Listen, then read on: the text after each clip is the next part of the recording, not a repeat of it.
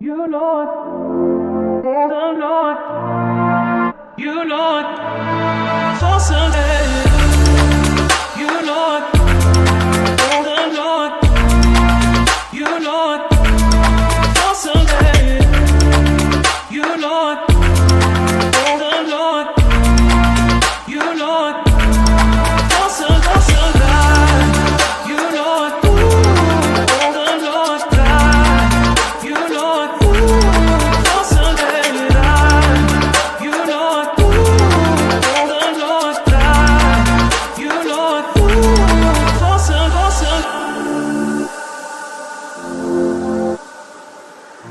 for Sunday. You Lord, the Lord, you Lord, for Sunday. You Lord, the Lord, you Lord, for Sunday. You Lord, the Lord, you Lord, for Sunday.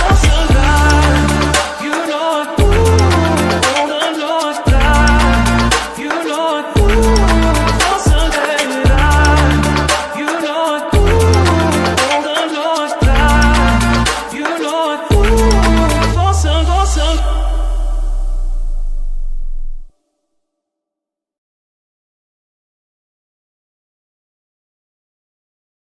We got to fix that so we can fade in. No pop-ups around here.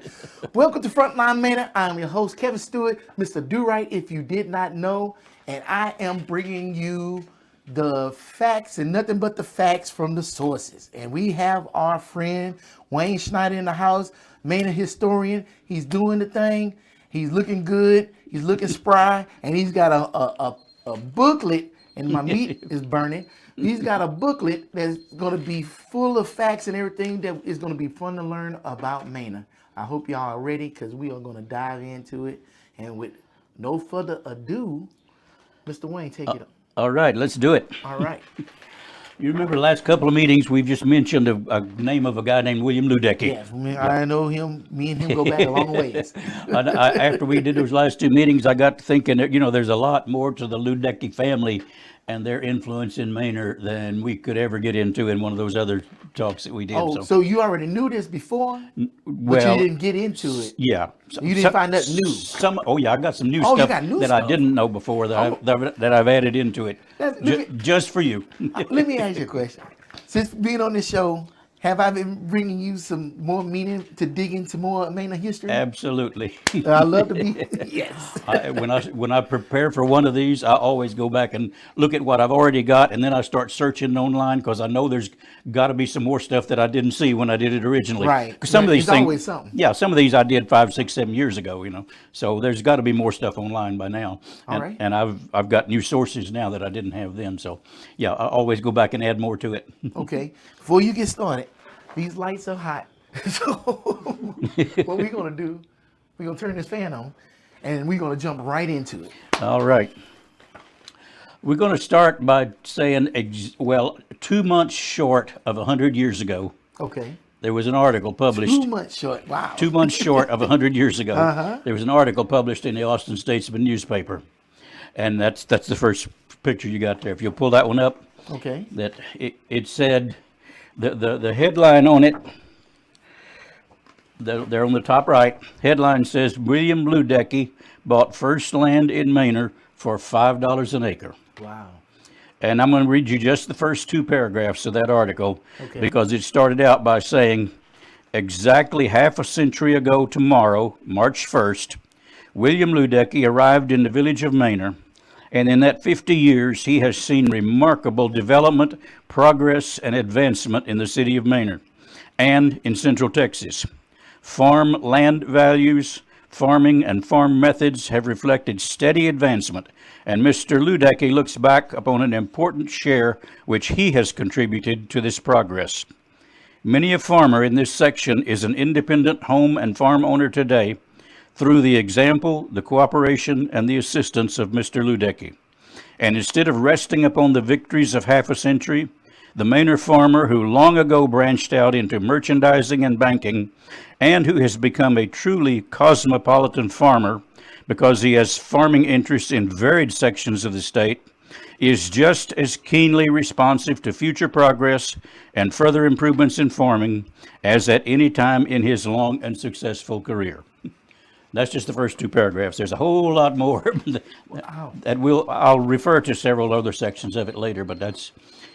Well, you know, I'm looking at the whole page, which is super interesting. Right next to that is First Manor Bank received barrels of silver dollars. That's about him too. Okay. That's part of his article. But also, let's bust the bonds in 26.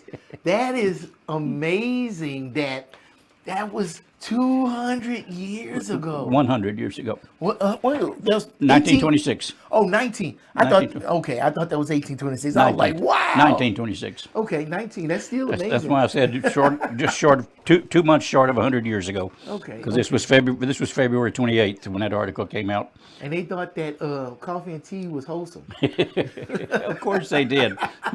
And if you look closely, you find in the newspaper you find a bunch of cigarette ads, things like that too. Yeah.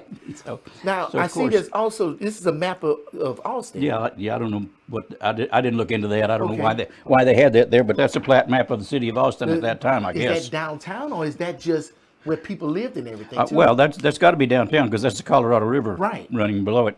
So the square that you see sort of in the center is the Capitol building. Yeah, that's probably where the Capitol building is.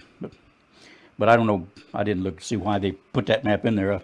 I was concerned with the Luedeckes. No, I hear you, but I just all that you put this up there. That's so interesting. and that's of course that's his picture there in the article. But that's about the only older picture I've seen of him. But there just aren't that many pictures around. Okay.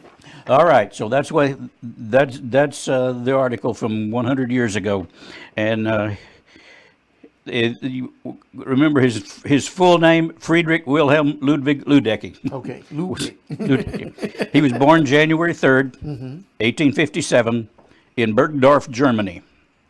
His father, whose name was Friedrich Ludwig Luedecke, was actually a sergeant in the personal guard of Kaiser William I, who was also King of Prussia and German Emperor.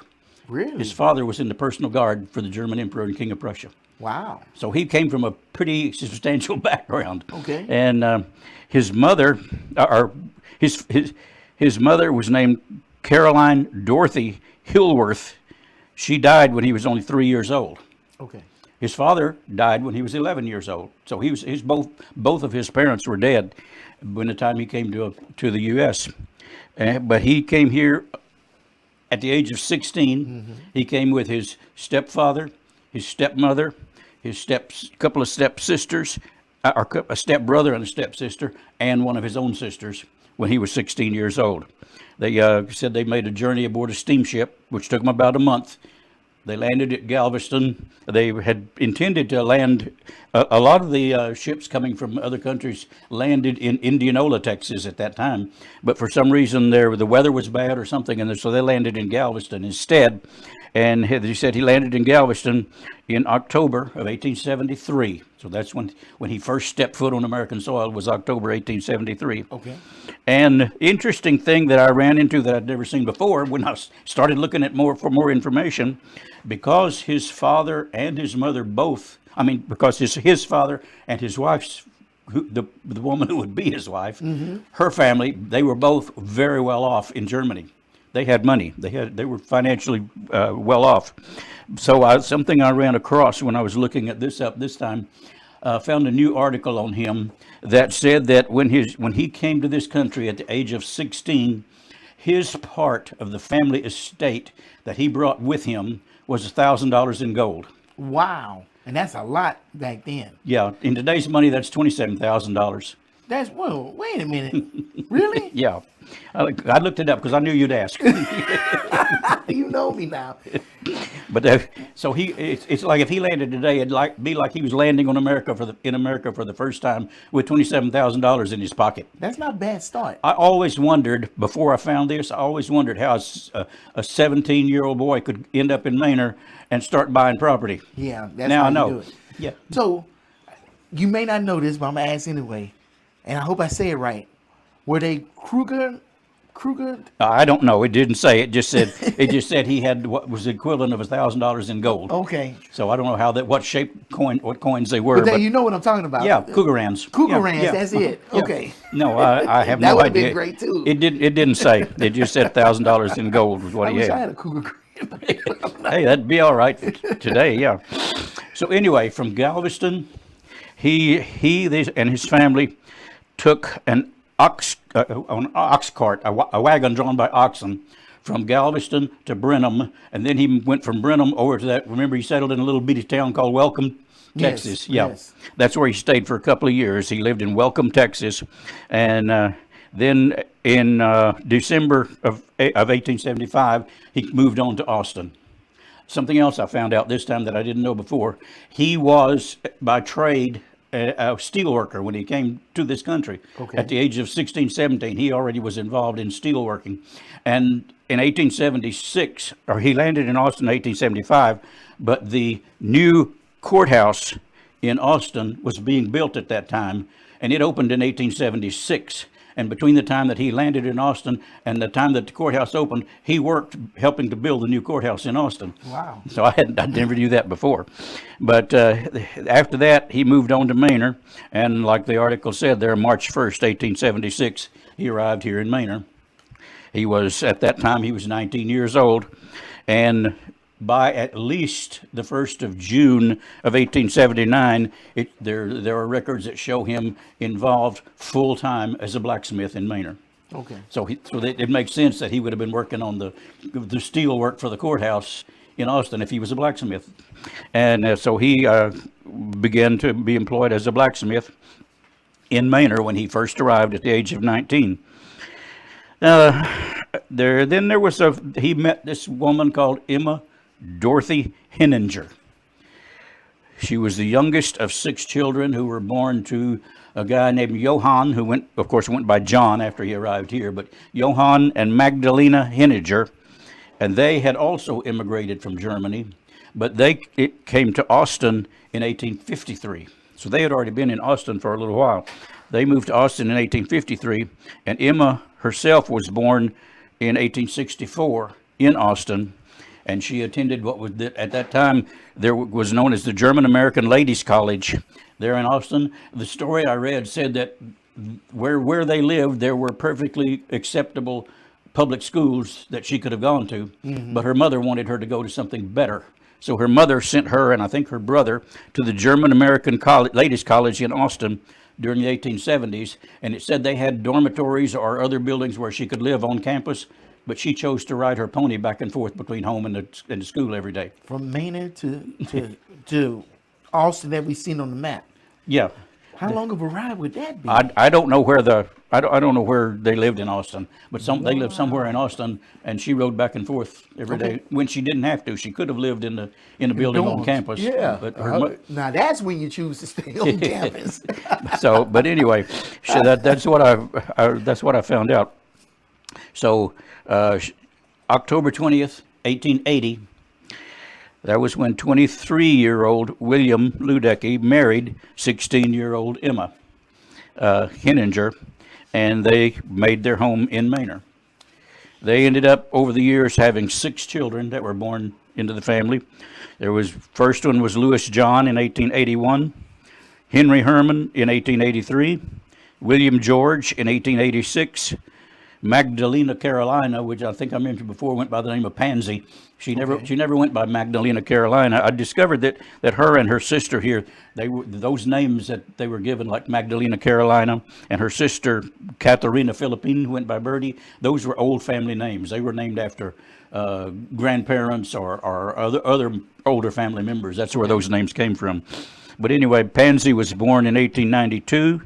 Birdie was born in 1896, and then they had a younger one named Lori Emma, born in 1902, and that's where the second picture should come in. Okay, you want to pull it up? Yeah, that's because this is the family picture. This is the only family picture I've ever seen of them.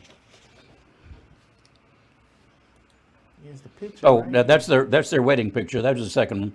But that's their wedding day in 1880 when he was 23 and she was 16. Okay. That's that's their wedding picture. And And unfortunately, how old was he again? he was 23. Okay, that wasn't too bad. Yeah, he was 23. She was 16.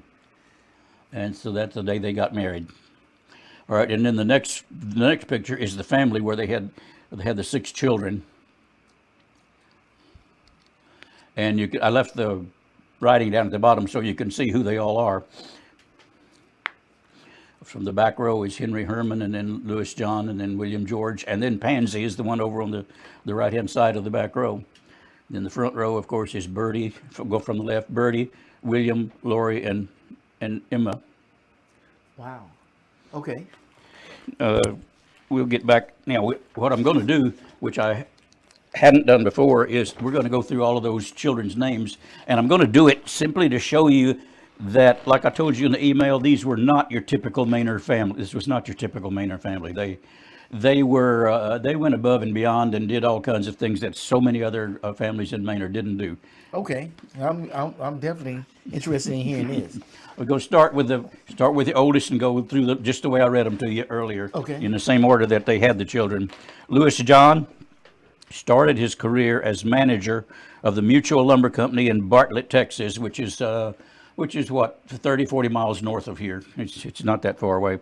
He started as manager of that lumber company, but in 1910 he became a traveling salesman for the International Harvester Company. He was a salesman in U.S. and in Mexico. Wow. And I've even seen his passport application where he applied to go to Mexico in connection with his job, and so he had to get a passport approved so he could go to be a traveling international harvester salesperson in Mexico. Why does that company name sound so familiar? Tractors and trucks and, Right. yeah. International. They used to make trucks back in the 70s that's really popular today, right? Same Internationals, yeah. Internationals. Wow. Yeah, and International Harvester was also big in farm equipment and tractors and that sort of thing too. Okay. Also, yeah. So he was living in San Antonio at that time, and he was the one I don't have a whole lot of information about because he retired in 1932 after the death of his father. Okay. And he took the rest of the time to take care of personal interests and family interests after his father died. But he died in 1976 and was buried in Oakwood Cemetery in Austin. The strange thing about it is that none of these people are going to be buried in Manor. Oh. And I'm not sure really why, but they were so involved and active in Manor, but none of them were buried in the Manor Cemetery. Huh. All right, the next one, Henry Herman Luedecke. He attended public school in Manor. Then he went on to the Brenham Lutheran School in Brenham. He went there to Southwestern University in Georgetown in 1901. He went to a business college in Cherokee, Texas in 1902, and then to the San Antonio School of Business Administration in 1903. So it sounds like he's interested in some kind of business degree of some kind. But then he worked part-time and during summer vacations at his father's business here in Manor. And that included the Luedecke hardware store, and where he sold farm implements, and he also later on branched out into other things. But so Henry Herman was the one that took over when his father was gone, and in fact his father left. William Luedecke left twice, one in 1900 and once in 1910, and went back to Germany for a few months. Okay. So we'll mention that again later because he had a pretty nice comment after he came back the second trip. But anyway, Henry Herman took over the father's businesses while the father was gone overseas. So then after leaving school in 1903, he became a bookkeeper at a place called W.T. Rowe, that's W-R-O-E, in Austin. And the company, that Rowe company, made leather goods like harnesses and saddles and other leather items. And 18 months later, he became the merchandising manager and the assistant purchasing agent for the W.T. Rowe company. Well, about that time, Henry married a woman named Lula Mae Abernathy from Pittsburgh, Texas. Now, I'm not sure how they actually met up, but she was from Pittsburgh, and he was working in Austin. And they had 2 sons later on, William Henry and George David.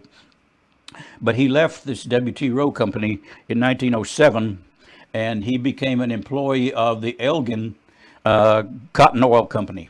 And that's the first business I had ever heard of that he had been involved in. But when I got to looking more, I found this other information.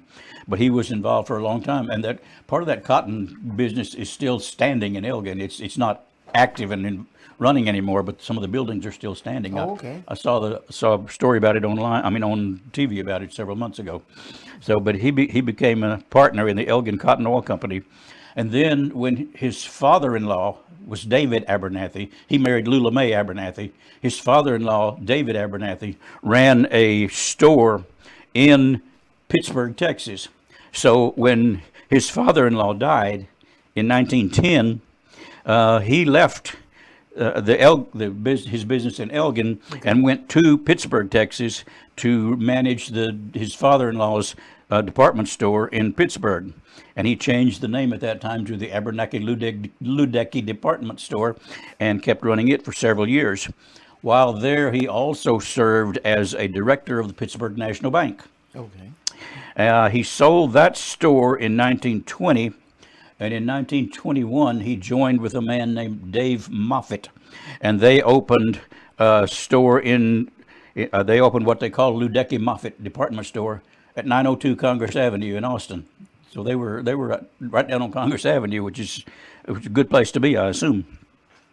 So he, at the same time that he opened that store, Henry Herman and 10 other businessmen opened a business called the Mutual Building and Loan Association in Austin, and Henry served as vice president of that organization.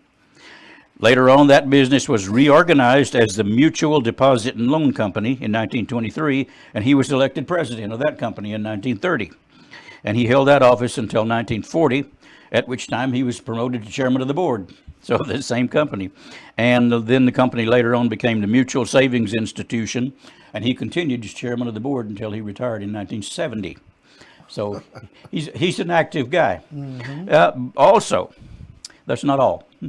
Also, in the early 1920s, he was president of the Kiwanis Club in Austin. In 1924, he was a member of the Austin Chamber of Commerce, a building committee that was in charge of building UT Memorial Stadium. He was involved in that. Wow. So, he was also a member of First Methodist Church in Austin. He was a member of the Austin Public Library Commission. He served at the church as a trustee and as a steward and a vice president of the Board of Trustees. And he was president of the Austin Retail Merchants Association in 1929. He served as president of the Fidelity State Bank in Austin in the mid-1940s, and as chairman of the board of City National Bank in the mid-1950s, and he finally was promoted to the bank president in 1960 in that bank. So when did he have time to do anything? That's kind of a good question. That's I think a lot of presidents. Yeah, I mean, he should have just made him president of Texas. I mean, you can imagine all that coming from a guy that grew up in Manor. Yeah, right. Anyway, he died in 1971 at the age of 88 and was buried in Austin Memorial Park Cemetery. Wow. He's the only one, that, as far as I know, that's buried in that cemetery. The rest of them are all buried in Oakwood Cemetery. All right, William George Luedecke, the third one. He, at the age of 21, we've talked about him before because when we talked about the Farmers National Bank, he's the one that became the president of that bank. Right. So William George Luedecke became an employee of the Farmers National Bank in 1907 when he was 21 years old. And he was just known as Willie at that time. Everybody knew the young Luedecke as Willie and didn't go by actually William at that time. And at the time that he started, he actually had no particular job title because every spot in the bank was already filled by some other person. But a month later, the cashier left, or rather the assistant cashier left to go take a job at a new bank. And Willie was promoted to assistant cashier. So really he started as in the position of assistant cashier at the Farmers National Bank. Then in June 14th, 1910, 24-year-old William George married a 26-year-old named Texana Lockwood. Texana was the daughter of Joseph Preston Lockwood, who was the first mayor of Manor. Whoa. Okay. He had been elected when the city of Manor was incorporated in 1913. Joseph, or J.P. Lockwood, as he was known, was elected as the first mayor of Manor, and it was his daughter that William Luedecke married. Willie Luedecke married. The interesting thing about that is that, unfortunately, on November 17th, 1920, J.P. Lockwood and his wife Emma were killed when a train hit their car at a railroad crossing here in Manor. Wow. They, the way I read the story and the information I've seen says that, of course, he was no longer mayor of Manor in 1920, but he had just bought a new car that was an enclosed car, the way they described it. You know, a lot of cars back in that day didn't have doors with glass windows and all in them. Well, I saw in a newspaper where it said he had purchased a brand new car just a couple of months before, and they described it as an enclosed car. So it had the doors with the glass windows all the way around. And it said that he was a little bit hard of hearing, and he didn't hear the train coming. Him and his wife were in the car, headed to their house, which was just a little ways outside of Manor. And I'm not sure which crossing it was, but they didn't hear the train coming, and the train struck their car and killed them both. Wow. So that was in 1920. He couldn't see the train either. Apparently he wasn't looking for it. I don't know. But anyway, that's the story on him. Anyway, by 1911, William had become a cashier at the bank. And then in 1915, he is listed as being in the dual role of vice president and cashier at the bank.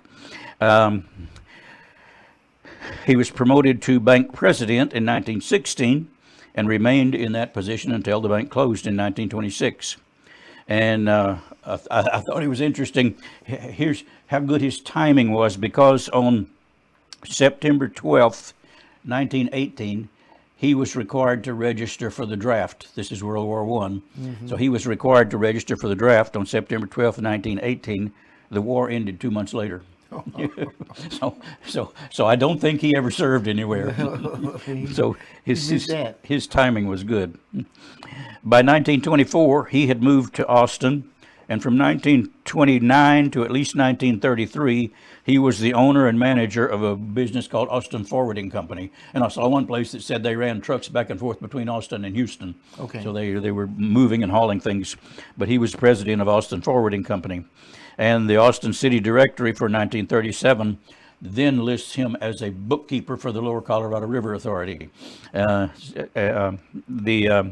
1940 census, U.S. Census, shows him and Texana living at 1505 West 12th in Austin. And then he died in 1945 at the age of 59, and he was buried with the rest of the family that's already in Oakwood Cemetery. All right, Pansy Luedecke. She was baptized at Rose Hill Evangelical Lutheran Church. You know where Rose Hill was? No. You know where Good Luck Grill is? Yes. Rose Hill that's where Rose Hill was. Oh. The only thing left of the community of Rose Hill now is the cemetery, and it is straight behind Good Luck Grill.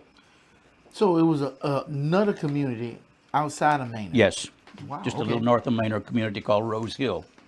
Interesting story about that is that when Manor ISD was formed in 1906, they included Rose Hill as part of the Manor Independent School District. 3 years later, the people of Rose Hill protested and said they didn't want to be a part of the Manor School District. So they said that they hadn't been consulted, they hadn't been asked, and when the election was held, they were voted in without their approval. So they had to call another election, and they decided they were going to not be a part of Manor ISD. They were going to have their own independent school district in Rose Hill. Okay. Unfortunately, the only thing of Rose Hill that exists today is the cemetery. It eventually completely died off, and they would have probably been better if they'd stayed in with Manor. Yeah, so they just pretty much got absorbed by Manor. Yeah, probably so, yeah. It's not that far away now. It was at the time, a little further out, but today it's just a short ways out there to where Good Luck Grill is, and that's where the Rose Hill community was. Okay. So anyway, Pansy was baptized at the Rose Hill Evangelical Lutheran Church, age of 12 weeks old. She was one of 4 graduating seniors at Manor High School, June 4th, 1909.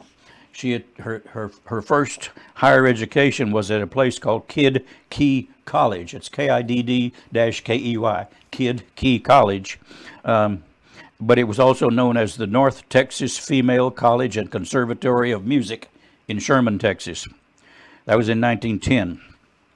She took voice lessons in New York between 1919 and 1920.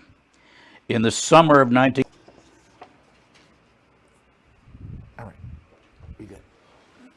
Go ahead. Got it? Yep. Yeah, okay. When she finished her education at those different music schools, she came back to Austin and was hired as a school teacher, and she taught music in Austin schools. I know she taught at Pease School, Woolridge School, Becker School, so she moved around to a number of different schools. But one thing about Pansy, it said she was also a world traveler. Okay. That at some time during her lifetime, she visited, and these are some of the places that I know that she went: England, Belgium, Germany, Italy, France, Holland, Switzerland, Monte Carlo, French Riviera, Spain, Jamaica, and Costa Rica. Oh. She was a traveler. Before I get too far away, I noticed you said she was 4 in a graduating class. There were 4 in the graduating class that year. Wow. And she graduated from Manor High School. Yes. So Manor High School has been around longer than a lot of high schools in Texas. Oh yeah. Wow. It's been there. The first school actually that, and of course it wouldn't have been considered a high school at that point because they didn't go to that high in the school at the time. But that first school was built in 1858, in Manor. Wow. It was called Parsons Seminary actually at that time, but it was built in 1858, and it had been there. There had been a school at that same location ever since then. So the original school is in the same location as Manor High School now. Not the Manor High School now. Okay. Down, if you go straight down Eggleston Street, all the way to where the old school buildings are, what do they call it? The Excel Academy. Okay. Right across the railroad tracks and little way up the little hill, there's a school buildings called Excel Academy. Okay. That's where the original high school was. Okay. Okay. Because the building that I went to Manor High School in was was built in 1908, and that's where it was. That's where it sat. So it was a 2-story wooden building. It's no longer there, but that's where I started Manor School in the 3rd grade. Was in the building that was built in 1908. Okay. So that same location.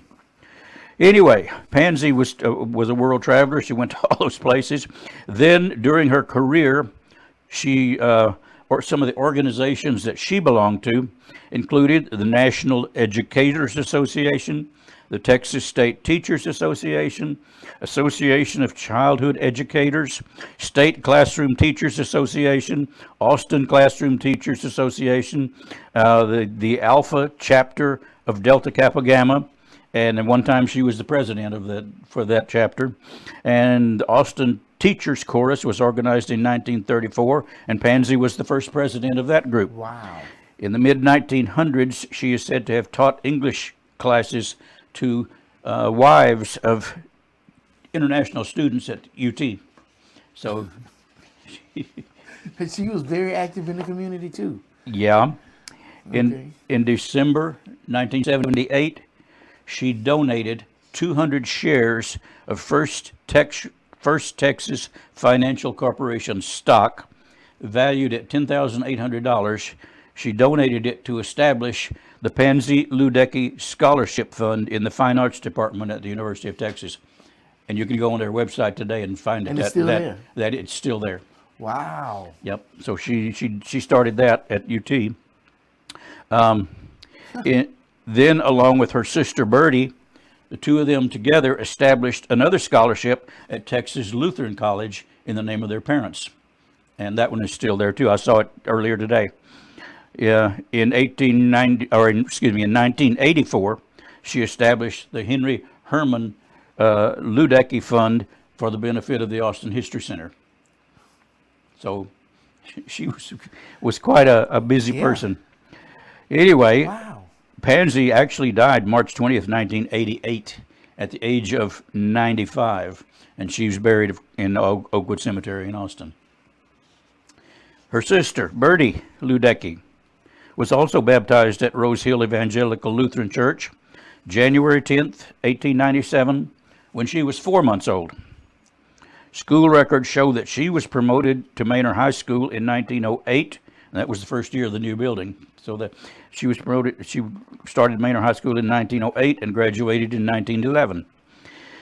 In her mid-teen years, she went to school at a place in Austin that was known as Kenilworth Hall, Kenilworth, Kenilworth Hall in Austin. And you can find a number of stories in the newspapers of that day and time where she was attending school there. They show that she studied there for at least 1911, 1912, that she graduated from Kenilworth in 1913. And in September of 1915, she went to New York to study at the Institute for Musical Art at the Juilliard Foundation in New York. So from 1916 to 1920, she attended a place called Bruneau College in Gainesville, Georgia, and graduated with a Bachelor of Arts degree. And I'm not sure exactly what, but it had to be in the field of music somehow, because that's what she did. Her senior year, she was president of the school body. And for 10 years, in the 1920s and 1930s, she was the piano accompanist for a woman called Mrs. J.W. Morris, who ran a voice studio in Austin. Okay. March 1921.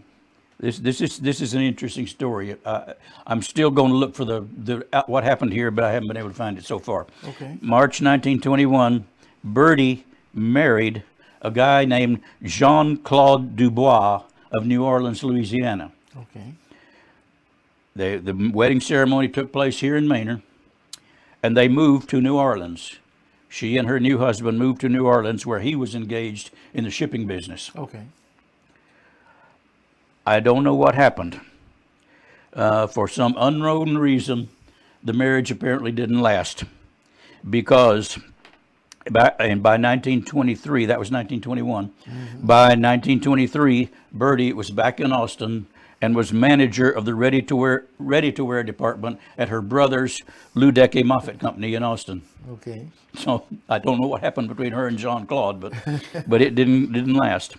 And in 1924, she married a guy named Eldridge Carey Moore in Austin, and the two of them have never had any children, but she stayed married to him for the rest of her life.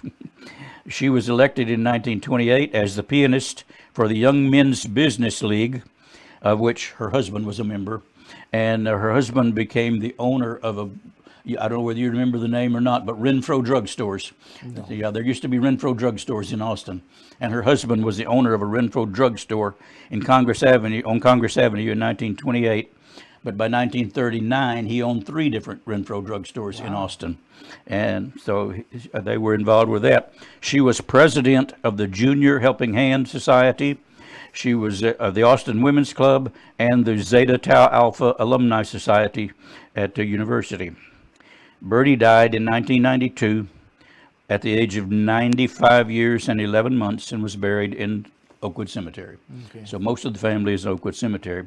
Now, when we saw that picture of the family, there was a young girl in there. The little girl standing right there, she can't be more than about 4 or 5 years old at that time. I really don't know. I'm guessing that picture was taken about 1906, 1907, because she was born in 1902. Her name was Lori Emma Luedecke. She died at the age of 10 years old. Oh. The cause of death was just listed as cellulitis of the cheek. And if you look it up, it tells you some kind of inflammation or some kind of infection in the cheek. And apparently she never recovered from it. And so she died at the age of 10 years, 5 months, and 27 days. And she was buried also at Oakwood Cemetery. She actually was, with all these, because she died in 1914, so she's actually the first one of the Luedecke family buried in the Oakwood Cemetery, and all the rest of them were buried after her. So, but for some reason, she was 10 years old when she passed away. The one thing there on the bottom of that picture, see where it says William E? Mm-hmm. That's wrong. It should be William F. Okay. These pictures come from an article that was published in a I don't know if you would call it a book, but it's a publication put out by the German Texan Heritage Society, and they put out a publication once a quarter, and they have lots of stories in there about Germans who came to Texas and their families. Well, this is one of the articles. It was originally published in the spring 2015 publication, but after they got it published, they noticed a bunch of spelling errors and other mistakes in it, so they republished it in the summer 2015 publication, and they still got the E wrong. It should be an F. It's William Frederick instead of William E.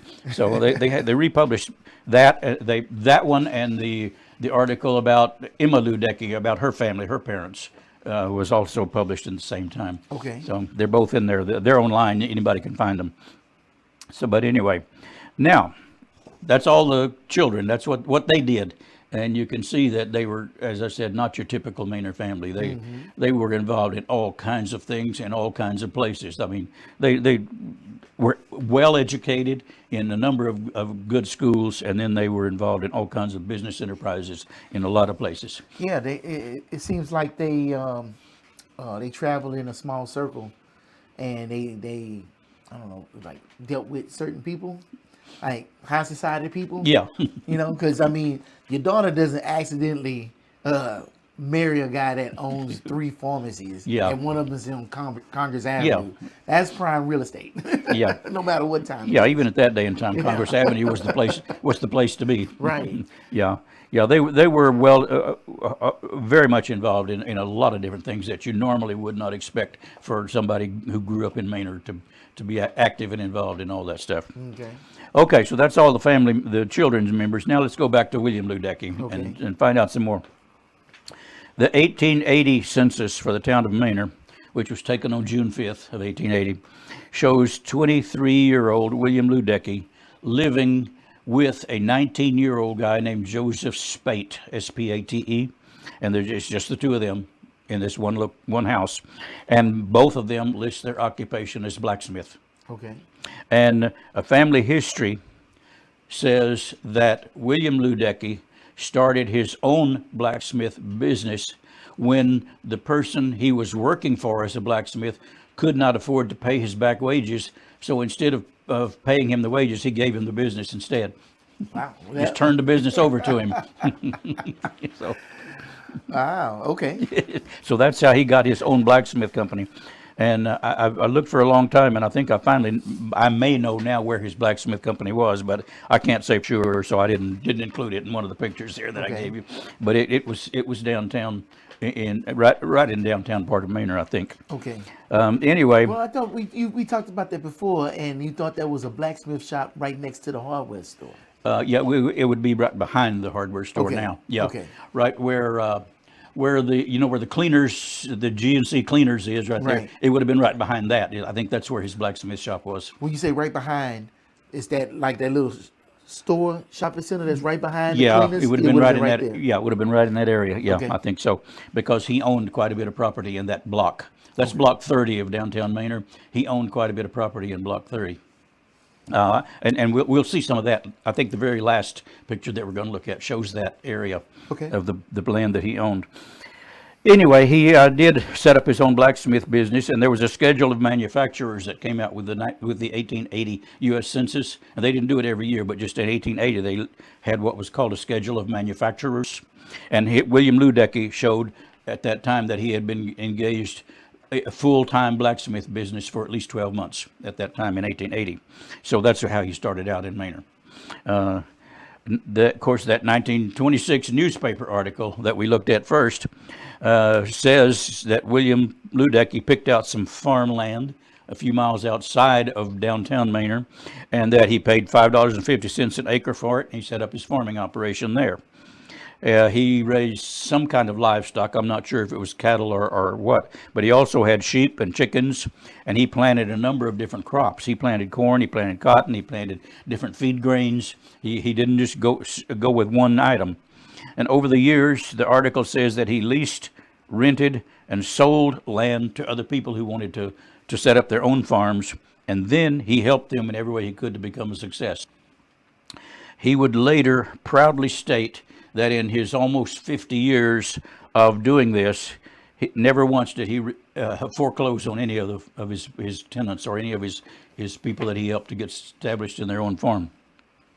And Over the next 50 years, he purchased more farmland. And when we get to his probate records, I'll tell you some of this. But he had land in Central Texas, in West Texas, in South Texas, in Southwest Texas. He bought acres of land in a number of places.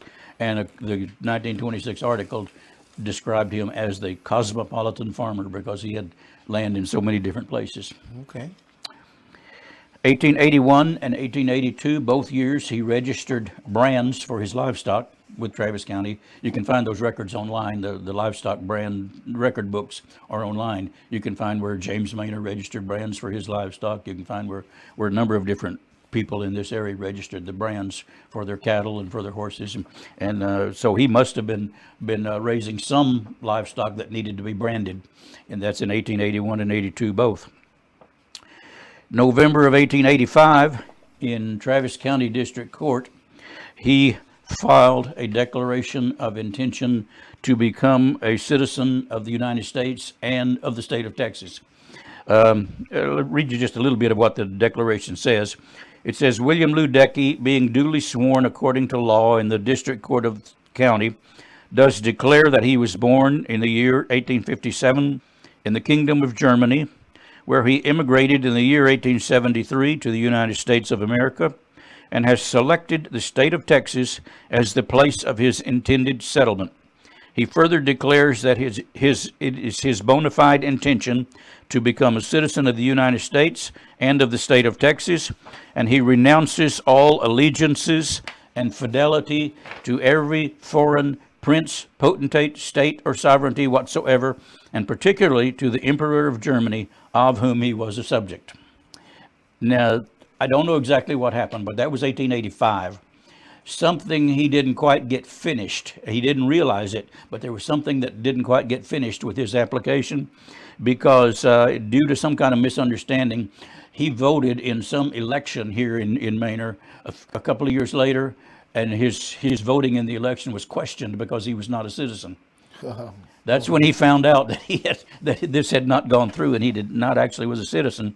And so he got his lawyer involved and they got it figured out. And he actually became a citizen of the U.S. and of Texas October 30th, 1888. Okay. So it took him 3 more years before it actually was legal. So his vote didn't count. Yeah. So, but anyway, he finally got it done. An important vote. Yeah. So, yeah. I don't know what election it was, but they said his vote in an election was challenged when they realized he wasn't a citizen, and he thought he was. Check your registration. Yeah. Exactly. December 20th, 1880, he purchased Lot 4 in Block 30 in downtown Manor from James Manor. 1883, 3 years later, he purchased Lot 3 in Block 30 from the Houston and Texas Central Railroad. And that was the location where he started his hardware business. He started his we'll get to it. Okay. But he started his hardware business and he expanded to where he had a hardware and implements, and he increased it a little bit later, and they said he built wagons and carriages and coffins and sold all of those out of his store there in that same location. Now you have the picture of his store there somewhere. Yeah, he's standing in front of it, correct? Yeah, exactly. That's the one. Yeah. That's these 2 buildings on the left part there that you see, though. This would have been his main hardware store, and then the second one, because you can see they're all joined together by that one awning that goes all the way across. Right. So it's all one store, but it's 2 different buildings there, I think. But that would have been his hardware store and his implements and wagons and carriages and all that stuff. And those are located where the GNC Cleaners is, just between there and between the GNC Cleaners and that big metal warehouse that's down on the other, a couple of lots down from there, the Anderson Coffee Company warehouse. Okay. That's where those would have been, right there on Parsons Street or Old Highway 20. So he was right in downtown Manor and opened his hardware store on those lots. One of the interesting things I found that I hadn't seen before was it said that he sold the very first barbed wire that was used in Travis County from his hardware store to a man named Mr. Peter Wells, who was in the sheep business.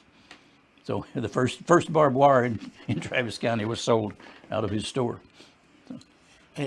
He was probably making the barbed wire. Oh, most likely, yeah. Okay. Since he had the hardware, I mean, he had that blacksmith shop. The blacksmith shop would have been pretty much right behind this store here. Yeah. Okay. So I would imagine, yeah, he probably was making it. According to that 1926 newspaper article, I think we mentioned this previously in last time when I was here, that Henry Herman Luedecke said that he, since there was no bank in Manor at the time, that his father became a private banker, and that when we go back to, it said where Henry took over the store for the months while his father was gone. That's how Henry would have known all of this stuff and about the banking, private banker, and talking about he saw other farmers bringing in kegs of silver dollars for his father to put away safely in the store. And I saw several different articles this time where it said William Luedecke sort of became a private banker to many people in Manor because there was no bank at the time, and he just kept their money for them. Okay. So I guess he had a safe place in the store. December 1887, William Luedecke was one of 3 trustees of the Royal Christian Union Church Society, little community of Rose Hill that we talked about. He was one of 3 trustees of the Rose Hill Christian Union Church Society, and they were responsible for building a church building in the Rose Hill community. The trustees had purchased 5.5 acres of land from a guy named Henry Nell, and he was, before it was called Rose Hill, it was called Nellyville or Nellyville, Nelleville, because Henry was the guy that established the community. It was named after him to start with, but later on it was changed to Rose Hill. But anyway, these trustees had purchased 5.5 acres of land from Henry Nell, and they were to build a church and establish a cemetery. Okay. And the deed record specifically stated that the church had to be built within 3 years from January 1st, 1888, and that if it was not built, the deed would become null and void and the land would go back to Henry Nell. Well, the church never did get built. Oh. But in May of 1890, another organization called the Rose Hill German Lutheran Church was constructed. They deeded the land to that organization, and they did get the church constructed, and William Luedecke was one of 5 trustees on a committee responsible for that church, and that's where William and Emma joined the church and became members of that church until the church closed in 1924. They were active members of that church, so it did get built. When the Manor Waterworks Company was established in September 1895, this is when the town of Manor was trying to figure out how to get a source of water into Manor. The rest of the story that we won't have time to go into, but was that a man whose family was also very involved in the development of Manor was named George Jacob Epwright. He had land out here. I don't know whether you know where it is or not, but if you're coming into Manor on Palmer Lane, and you take the back road coming in by the school buildings. Yeah. Well, if you don't make that turn coming into the school buildings, you go on up Palmer to the Wild Horse subdivision. Right. And on the left side, they've just recently been building up there on the left side at the top of that hill, where they're putting in the amenity center and all that place for the Wild Horse subdivision. Okay. That's where George Jacob Epwright's house was. He had a big house built up there, and he bought his own well drilling rig and drilled a well up there on his own property. And when the city of Manor saw how well he did getting his own well and getting water coming to his property, they hired him to drill a well for the city of Manor. Okay. And the Manor Waterworks Company was established, and William Luedecke was the treasurer of a 7-member board of the Manor Waterworks Company. And their goal, of course, was to furnish the citizens of Manor with an efficient water system. And by January of 1896, they had water flowing from a well in Manor. Wow. So they actually got it done. Does it still flow water? It's not, no, because in that, let's see, 1896 they had the well. I don't know definitely for sure where the well was, but I think it very possibly could have been where the Manor Water Tower is now. Oh, okay. That water tower was actually put up in 1935. It was quite a few years later that they put the water tower up, but I think it's very possible that the water well that they drilled was in that same area. Okay. Unfortunately, it was artesian water and had a lot of sulfur content in it, and so it didn't taste all that good, but they had water flowing in the city of Manor. So by 1896. and William Luedecke was involved in getting that done. 1998, he began construction on a new home, described in the newspaper article as a spacious two-story home of modern design and convenience. You have the picture of the home there. You got this picture?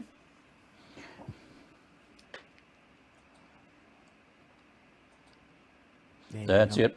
I remember that house. That was the Luedecke house that they built in 1898, and that picture was on the Manor Volunteer Library website, which is no longer there. You can't find it anymore, unless if you know where to look, you can find the picture online. But you have to know where you're looking. But up until very recently, the Manor the Manor Volunteer Library website was still up. But about 2 or 3 weeks ago, I went to look for it, and it's not there anymore. Okay. But I just knew where I could go to find that picture, and sure enough, I did still find it. But that was the Luedecke house that he built built in 1898, and I think most of the family members lived there. One thing I learned this time was that when Emma Luedecke's mother, her mother was named Magdalena Hornberger Henninger. Ooh, And when that's a mouthful. yeah, when Magdalena's husband John Henninger passed away, Magdalena went to live with the Luedeckes in their house until she died in 1906. And I hadn't known that before, but she she did live with them there. Anyway, that's the house they built in 1898, and in 1913. Remember, he had established his hardware store somewhere in the early to mid 1880s. Then in 1913, we find an advertisement in the Austin Statesman newspaper where he's putting his hardware store up for sale. So by 1913, his hardware store was for sale, and I saw an article, family history, that said that he retired from business at the store in 1914. So he must have sold it. I've looked for it other places to see if he actually could find any record of him selling it, but I haven't found it so far. But anyway, he apparently went out of business in 1914. And by 1919, he was one of 3 men who were chosen by the governor of Texas to be what they called, hang on just a second.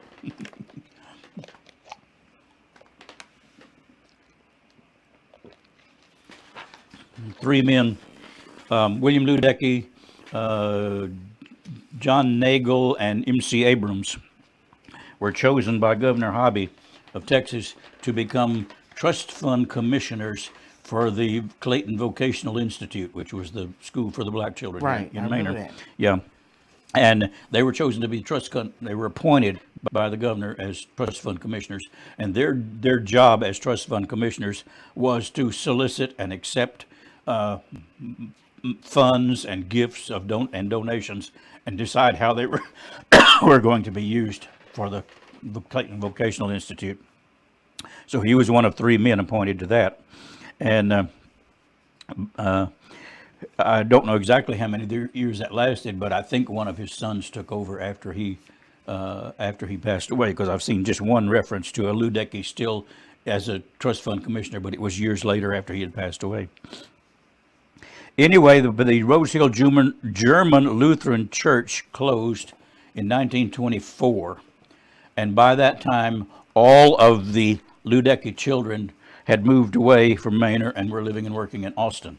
Okay. So we're fairly sure. Being presidents and everything. Yeah, yeah, exactly. Their businesses were all in Austin. They moved away. They were living and working in Austin, and everything I have found seems to indicate that William and Emma, who lived in the big 2-story house now, probably all by themselves, they moved also into Austin. The 1924 Austin City Directory shows William and Emma living in a home at 1807 Congress Avenue, along with Pansy Luedecke. Okay. So they moved in with with the kid.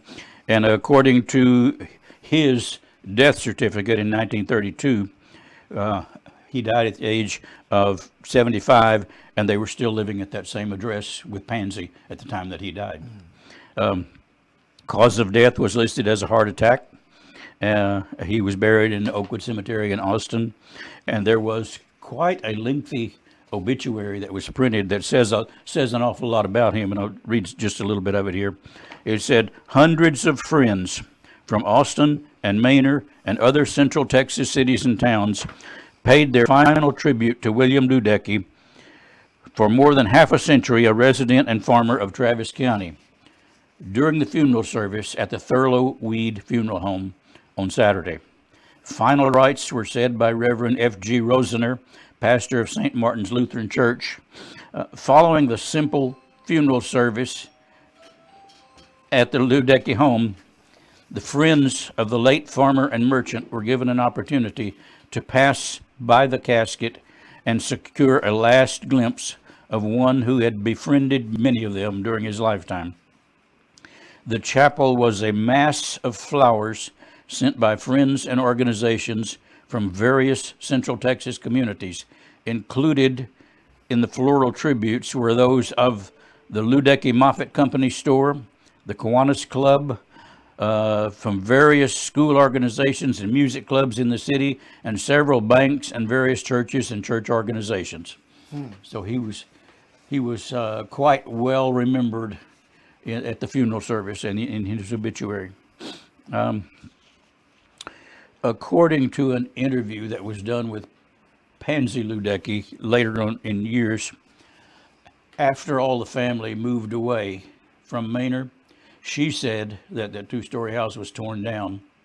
And she also went on to say that a lot of the land that they still owned, and I don't know if it was just in the area of that house or in other places, but she said that a lot of the land that they owned was to be given to Clayton Vocational Institute. Right. Because he was involved for so many years as the trust fund commissioner for the Clayton Vocational Institute. So she said that after the house was torn down, that the land was supposed to be donated to the Clayton Vocational Institute for their use, however they wanted to do it. Now, whether that ever happened or not, I don't know.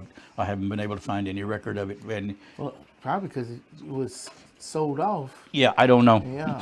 I 'Cause really, the Vocational Institute had a whole lot of problems of his own. Yeah. well, yeah, and so I don't know exactly whether that ever took place, but that's what she said in that interview, because I've seen part of the transcript of that interview, and that's what she says. Okay. So over the nearly 50 years that William Luedecke lived in Manor, he bought and sold many, many, many pieces of property in Manor and other places in the state of Texas. Now, in 1932, when he died, an appraisement of his property in his probate records show that he still owned 100 acres in Burnett County, 1,830 acres in Baylor County, 640 acres in Yoakum County, 580 acres in Liberty County, 471 acres in Travis County, plus $6,500 worth of property in Austin that really isn't specified as to where it was located. And he still owned 56 individual lots in Manor. Wow. This was at the time he died. That's what, 3,000 acres? Yeah, it's more. Yeah, at least you're right around that anyway. Yeah, I didn't add them up, but That's a lot of land to own in Texas. yeah, it is, and it was, Wow. and like I said, it was in a number of different places. It was all over the state. Right. It wasn't in just one location, but he owned it a lot, Wow. and all of that was left for his wife Emma to do something with later on. The appraised value of his estate. Remember, he came to Texas as a 19-year-old, or moved to Manor as a 19-year-old with $1,000 in gold, Right. which was $27,000 in today's value. Right. The appraised value of his estate at the time of his death was $72,717.28. Now, you're going to ask, how much is that in today's money?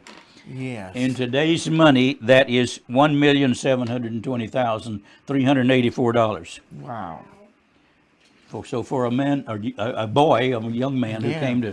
came to Manor with $1,000 in his pocket, so to speak, ended up being $1.5 million at his Yeah. estate. But that $1,000 went a long ways. Yeah. The good part of that, his estate was $72,717. The debts that he owed were only 2,973. What? That's all that he owed was 2,973. Wow. So his net value of his estate was 69,743, and that's $1,654,000 in today's money. So Wow. for He was like one of the Fluger. it could have been. That's a good comparison, I think. Yeah. So from the time during the 50 years he was in Manor, that's how much his estate increased. That's how well he did. He bought and sold and bought and sold and bought and sold lots of property. So is there a street in Manor named after him? There is not. Isn't that weird? There's Eggleston Street, but that's not actually him. There is. I think there should be. Huh. There should be a Luedecke Street somewhere. Yeah, If there- he's like not the founder, but the father Yeah. of it, especially buying and selling so much property, having the blacksmith, having the hardware store, his kids doing so much prominent stuff. Like he must have did something. Yeah, I think that we haven't found out yet. One of the new subdivisions, when they would keep building all these more, houses and apartments around Manor, I think one of them ought to at least be named Luedecke Street. Yeah, I don't think the Luedecke Reserve is gonna roll off people's tongues. Yeah. But anyway, no, there are streets named after a number of other Manor residents of Right. that time period, but for some reason his family, it may be because they all moved away. I don't know what the deal was, but anyway. Well, especially with all the streets, like you said, the subdivision, all these new streets being named, you would think, Yeah. like they would look into the history and Yeah. come up with somebody's name from the past. Yeah. A family history that I read that was done by, I think it was it's a man named John C. Luedecke. I think he's a great grandson of William Luedecke. But he said that that William Luedecke had helped several hundred people to buy homes and farms and ranches during the time that he was a landowner here in Manor. Okay. And said many times in some of their bad years, these people would come to William Luedecke and say, I can't pay you what I owe you. Why don't you just take the property back? Just take my farm back. And he said he never did. Said he always encouraged them to hold on, told them that I'll see you through, don't give up. And he said he never foreclosed on a single lien on any of his property. Well, you imagine if he would have done that, how much property would have had when he died? Yeah. Good night. But that's good. I mean, he gave people a chance, and he didn't buy the farm. Yep, he knew exactly what he was doing. Apparently, he was a very good businessman, and he helped all of them to become landowners and farm owners and homeowners on their own. Well, there's one paragraph in that 1926 newspaper article where he said, "My renters have money on deposit. Their farms are supplied with improvements, and drainage, ditching, terracing, and fencing are provided." He said, "Give a man an opportunity and encourage thrift. See that he makes a profit, and then encourage him to buy a piece of land." That was his outlook with all these people that he worked with. And that was the policy that he followed all through the years. I said earlier that he had returned to Germany twice during his lifetime, in 1900 and in 1910. And on that, after he returned from that second trip, he said Germany was no longer the place that he knew when he was a young man, and he never wanted to go back. Okay. So that was the way he ended up seeing it. Well, I was smart to say that, especially after he lost his vote. Yeah, that was in 1910, and of course he lived here in Manor for another 10, 12 years after that, and never went back.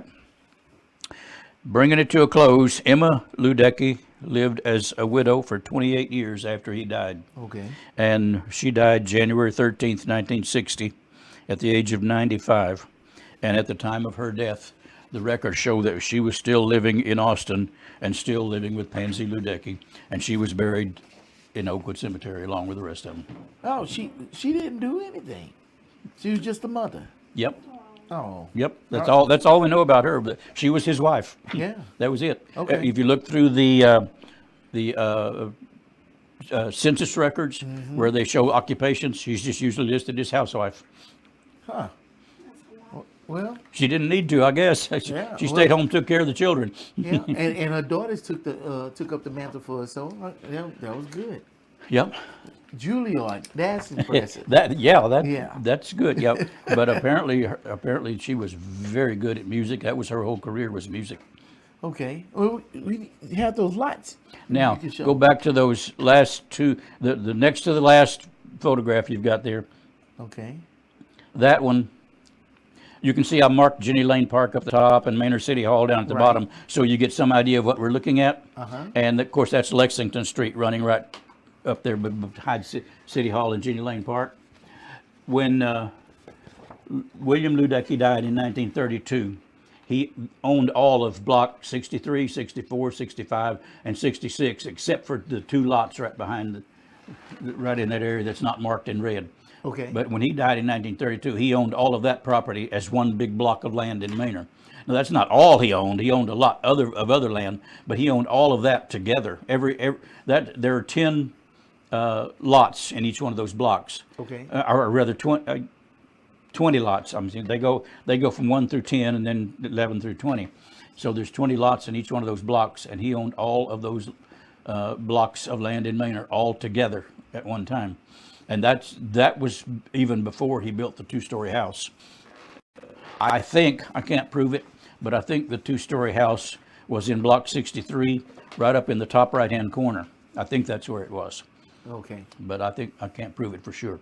But anyway, at the time that he died and a number of years before, he owned all of that property as one large block of land. And lots 64 and 65 at that time were just vacant land. There was nothing on them. Okay. Now, if you go to that last picture, this is Block 30 in downtown Manor. You got Old Highway 20, you got Lexington, and the little intersection there is where the traffic lights are. Yes. All of that land outlined in red was what he owned in that block. Because that would be the G&C cleaners down in this corner, and then the warehouse there, and he owned all of that land outlined in red. And I think the blacksmith shop was right up here in that big square there at the top. Okay. That's it. And okay. No, I got it. And that's funny because the land he owns is in between the two buildings that's there Right. now. He actually ended up owning it at one time, lots 2, 3, and 4 there in that area. But the store, as far as I know, was on lots 3 and 4. Okay. And that's right between those, where those two buildings are now. All right. Well, once again, that was a lot. Yeah, it is. I But you do a lot. don't expect you to remember all that. No. But I mean, I retained some of it. I do remember Mr. Luedecke. We talked about him several times. Then you brought up stuff that we talked about before. It's all good stuff. What's going to be great is that when the city does finish the new complex and they actually have a museum, we'll be able to go in and see some of this stuff too. Because I thought it was interesting seeing that newspaper, and just that blows my mind. And to see it, like, is it a actual newspaper that's like in a frame or something? No, it's just you can find it online. That's it. It's online. You can find the whole newspaper, Oh, wow. every page of it online. I mean, I think that's cool. And then by the time this is done, what, 2026, 2027? I mean, in the digital Yeah. age, we'll just have so much that we hopefully won't lose as long as the lights don't go off. Don't bring it Yeah. here because the lights will go off. Also, I went to City Hall first week of January, and I saw some of the history stuff that's in there. Mm-hmm. I think I saw a cheerleader outfit and a Leatherman Oh yeah, jacket. that they've got in the hallway there Yeah. outside of the chambers, the council chambers. Yeah, I didn't get a chance to really sit there and look at it, but I think it's interesting. Yeah. And I think the next time you come, I will take some pictures of it. Maybe you'll have some information on that. You Some know of what it, I'm yeah. I was there when they put all that stuff in. Okay. That was for the 150th anniversary. They put all that stuff in there for the 150th anniversary, and I was there for the night that they opened that up to the public. And there was some more information, but they've kept a lot of it in there. All right. Because I had some things out there that were in it too, but I've taken them back since then. So that's what I want to do with a lot of this stuff. Once they get the new library set up and Right. get a history section set up, I want, because as far as I know, there's nobody else that has most of this information. Well, I know nobody else got Yeah. most of that information. So every time you come on, you have dug up new stuff. So I know most of the information is not around. That's pretty cool because you heard it here first. And speaking of history and Manor, I got to create some Manor history. I guess I can't say made it because history is not made. I guess it is made by the second, but it's not recognized until the future. So we'll see what happens in the future. But the city has started a information campaign called Meet Manor Mondays, and they putting out information to the citizens on stuff they need to know, and they asked me to be a part of it. So I am going to be part of Meet Manor Mondays, and instead of you being bored by me telling you what it is, we're just going to go to the first Manor Monday video that came out today. So without further ado,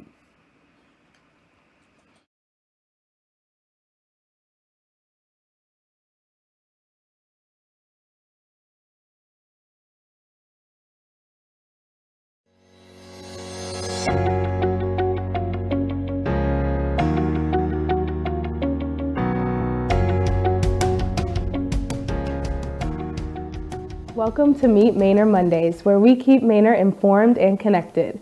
On this new weekly series, we'll bring you city updates, upcoming events, and conversations around the issues shaping our community.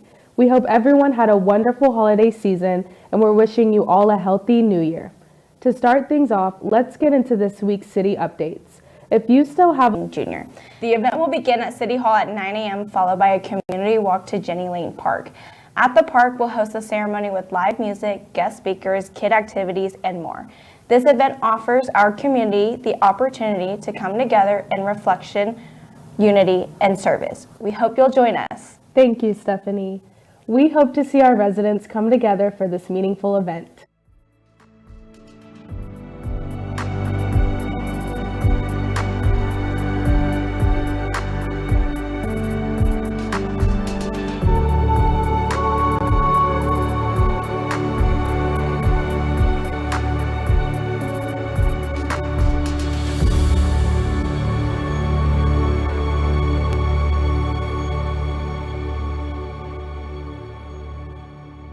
Now, shifting from what's ahead to what's already taken place, let's take a look at highlights from our most recent City Council meeting. On December 17th, City Council met to discuss key items related to growth, development, and future planning in Manor. One decision that directly impacted residents was the approval of an amendment to the Manor Downs Industrial Concept Plan. This allows for up to 1 million square feet of industrial space and is expected to create new job opportunities for residents of Manor. The council also took steps towards a new retail shopping center at the intersection of Old Kimbrough Road and US 290. The Kimbrough Crossing project features 13 planned retail pad sites and is expected to attract retailers interested in expanding their services in Manor. This development will also include roadway improvements and expansions to water and sewer infrastructure, with construction potentially starting in spring 2026. These items will not negatively impact the upcoming fiscal year budget and will help position the surrounding areas for future development. As always, the city will continue using the 2050 comprehensive plan to guide responsible growth and development. City Council will meet again on Wednesday, January 21st, and we encourage residents to attend or watch the meeting online. That brings us to this week's Frontline Manor segment. Frontline Manor is where we bring city departments and partners directly to you to answer questions and provide clarity on the services that impact daily life in Manor. This week, Frontline Manor host Kevin Stewart sits down with Raymond, Utilities Superintendent, and Timmy, Streets and Parks Superintendent with Public Works, to to address questions we've received from residents, including concerns about water quality and pressure, as well as the status of park and playground repairs. You Lord, the Lord, you Lord. Welcome to Frontline Manor. I'm your host, Kevin Stewart, Mr. Do Right If You Did Not Know, bringing your questions straight to the source. And I have today, sir, what's your name? Raymond Muniz. And what do you do here at the city? I'm the utility superintendent for water and wastewater. Okay. And we have a question here today. Our question is, since I moved here, I've noticed that there's been brown water and low water pressure. Are there any remedies or solutions put in place to try to correct this problem? There's a few remedies that you can do and everything. It's you can flush your lines for a couple of minutes or whatnot to see if it clears up. It could be a minor issue. It could be something that's a little bit bigger, like a water main break or high usage in the water system or whatnot. And what causes that is the natural sediments that sit in the bottom of the pipe. They build up over time because we do have groundwater. And whenever there is a disturbance in the line, it gets thrown out into the customer's, a spigot or whatnot, or faucets. By TCQ rule and whatnot, we are required to flush lines once a month. And by doing that, we get rid of, any brown water that is, coming up or whatnot. Right now, what we are doing, we did install about 16 automatic flushers in high, trouble areas to lower, the calls of brown water calls. And again, the water is safe. It just it's not pleasing to see and whatnot. So there's nothing dangerous or anything in the water? No, per TCQ, we have to test out the water pretty much every day. Every day. We do chlorine residual test every day. We do monthly back T samples, which is checking for E. coli, fecal, and stuff like that. That's once a month, in about I would say about 20 or 30 areas around town and whatnot to make sure that the water is safe. Again, we do a lot of checks to make sure that the water is safe to drink. Okay, and you mentioned the flushers. Is this something like a person would see on a fire hydrant and the fire hydrant is just running into the street? So yes, it is connected to our fire hydrants. It's like a box, a red box that sits at the end of the fire hydrant, and it flushes during times that customers aren't using water as much. That could be in the middle of the night or whatnot. We can move them around, determining on the time of day or whatnot, or where the issues are happening at. Can you tell us about the low water pressure in town? The low water pressure, from what our operators have experienced, we checked, the pressure issues, and from what we're getting, it's about, it's within the minimum range. And the minimum range is, required by the state. It's 35 and up. And 35 PSI and up. From a lot of the locations we've checked, the pressure has met the standard. Right now, what we are doing, we have constructed, a booster station that can help with the pressure. That's active currently, and we are currently also in the works of setting up another booster station to help with the pressure issues. If you do have low water pressure, it can also be causes from PRV valves that are going out. That's pressure reducer valves. That's customers' responsibility normally, but all they have to do is give us a call. We can come out there, check and see the pressure on our side. If the pressure is good on our side, we'll notify the customer and let them know that the pressure issue is on the customer side. And sometimes that can be the PRV valve, which is a pressure reducer valve that is going out. Is the pressure reducer valve at the meter? It's after the meter. So, and normally those could be adjusted. You can call a plumber to get it adjusted or whatnot. If you are the homeowner, you can make your own adjustments. But that can increase your pressure. That can lower your pressure. It just depends on how you want your pressure out of it. I'd like to thank you, Mr. Muniz, for joining us today on Frontline Manor. Also, we have Timothy Lattin here with us today. What department do you work with, sir? I'm in the Public Works Department, and I'm the Streets and Parks Supervisor. Okay. I got a very important question I want to ask you today. the Hamilton Park. When will this park be open, sir? So we've been working on it for a couple of weeks now. We had to get the fence posts pulled out, re-poured, new concrete, new anchors. We also had to add new barriers around the park just to keep all the mulch in. That way when kids are playing, it stays safe and all of that. So now I'll just have my parks crew go out there and double check everything, make sure everything's safe, make sure there's no hazards out there, and it will actually be open today. All right. So families can go out there and enjoy the park. Yes, sir. All right. You heard it here first. My name is Kevin Stewart, Mr. Do-Right, if you did not know. And until next time, peace. You Lord. Awesome, awesome. Thank you to the Public Works team for taking the time to address these concerns and provide helpful updates for our residents. If you have a question, comment, or concern you'd like addressed on a future episode, you can submit it through our online form. Your feedback helps guide these conversations and ensures we're covering the topics most relevant to our residents. That concludes this episode of Meet Manor Mondays.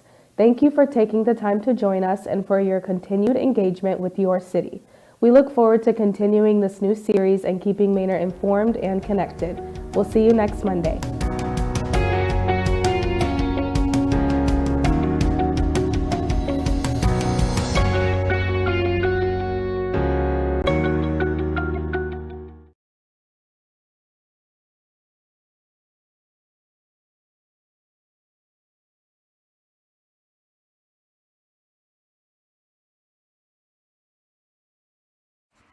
We good? Hey, we good, and you got to see it. We had some breakups in the broadcast, but we're gonna work that out. This is a new computer. But appreciate you looking at that. I hope that we can get information out there to the city. So there's not confusion about different things. I thought it was good talking about the groundwater and why it's brown. I was glad to be part of that because I wanted to know myself.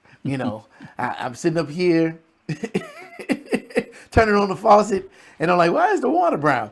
But some things I understand, but I don't completely understand. And so I think it's important to get those answers. And I appreciate them. And Miss Ashlyn Taylor, that's her name. It's not nothing else. I remember your name. I appreciate you approaching me with your idea, and I'm glad to be a part of it. I think it's good for me. I think it's good for the city. I think it's good for the citizens and for everybody to come together, work together, and have a great community. So I'm glad to be a part of it. And I'm going to tell you right now, I am a neutral party. If I'm up there asking a question, I am asking a question. So if you have a question and you want to get the answer, unbiased answer, don't be afraid to submit it. I will ask that question because I am here for us. Okay? I don't know how else I can say. I don't know what else I can do. I'm your representative. That's why they got me and not a lawyer or something, because I'm just like you. I stay right down the street. You probably can walk two houses down and ring the doorbell and I answer the door. Everything that concerns y'all, it concerns me. Everything y'all going through, I'm going through it too. Wayne also, he's going through that stuff. He up here talking about, don't give me no glass of brown water. I want a bottle of water. So yeah. But anyway, I joke around, but for real, I'm serious. I'm here for y'all. And to wrap this up, I thank you, Wayne, for coming on once again, giving us good Manor history. Thank you for watching. I appreciate you. I'll keep doing this until y'all run me out of town. And I am Kevin Stewart, Mr. Do-Right if you did not know. And until next time, peace.